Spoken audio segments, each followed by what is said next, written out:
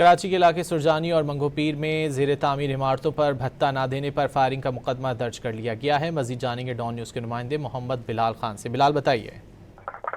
جی بالکل، دیکھیے 2 روز قبل سرجانی اور منگو پیر میں زیر تعمیر عمارتوں پر بھتہ نہ دینے پر فائرنگ کا واقعہ پیش آیا تھا۔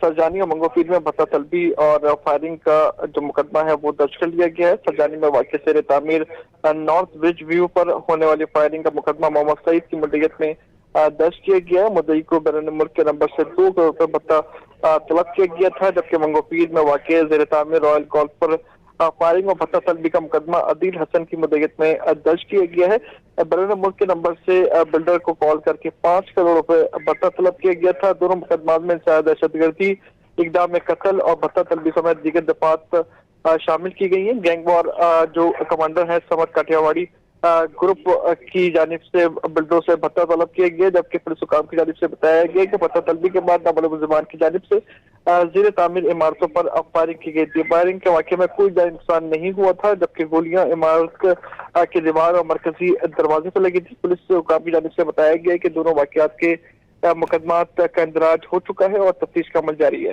جی بلال، بہت شکریہ ان تفصیلات کے لیے۔